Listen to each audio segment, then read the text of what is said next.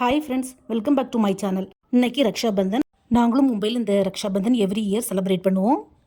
என் ஹஸ்பண்டோட சிஸ்டர் இன்றைக்கி ராக்கி கிட்ட வீட்டுக்கு வந்திருந்தாங்க. என் ஹஸ்பண்டுக்கு மட்டும் இல்லை, 2 பசங்களுக்கும் கட்டி விட்டுருவாங்க. காலையில் சொன்னீங்க, 3 விளக்கு வேணால் 3 ஏற்றிக்குங்க.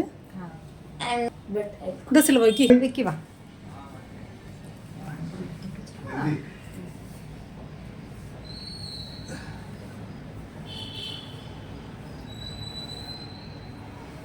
சந்தோஷம் வருது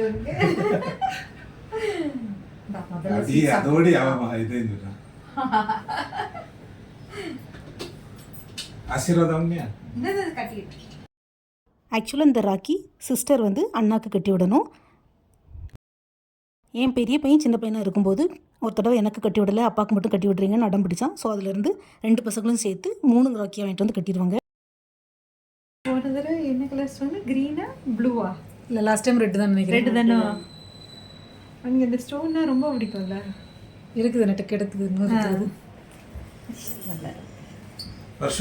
அங்கிள் காலையில் விழுந்துட்டானே.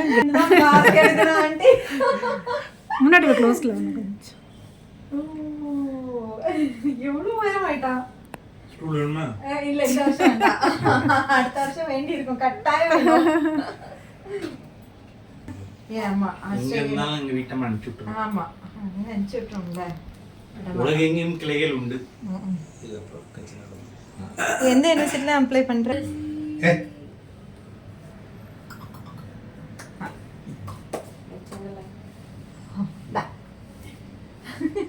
ரைட் ஹேண்டு சங்கமக்கா அங்கே தம்பி வந்துட்டான். சரி சரி, என் காலில் விளையாண்டு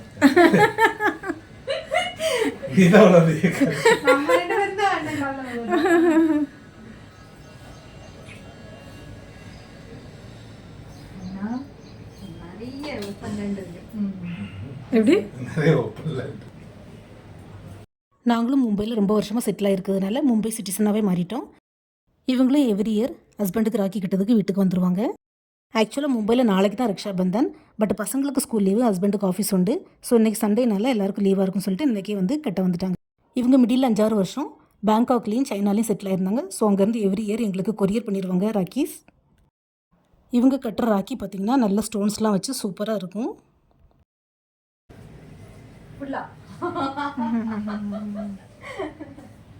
ராக்கி மட்டும் இல்லை, வீட்டிலேருந்து வரும்போதே அக்ஷதை, விளக்கு, குங்குமம் எல்லாமே எடுத்துகிட்டே வந்துடுவாங்க. தங்கச்சி அண்ணாக்கு ராக்கி கட்டினதும் அண்ணா தங்கச்சிக்கு கிஃப்ட் கொடுக்கணும். இதுதான் எங்களோட ட்ரெடிஷன். நான் இதுக்கு முன்னாடி last 2 years Rakshabandhan video upload பண்ணியிருக்கேன். செக் பண்ணாத வியூஸ் ப்ளீஸ் செக் பண்ணிக்கோங்க. நான் இவங்கள லஞ்சுக்கு இன்வைட் பண்ணியிருந்தேன். ஸோ ராக்கி கட்டி முடிச்சுட்டு எல்லோரும் லஞ்ச் சாப்பிட உட்காந்துட்டோம்.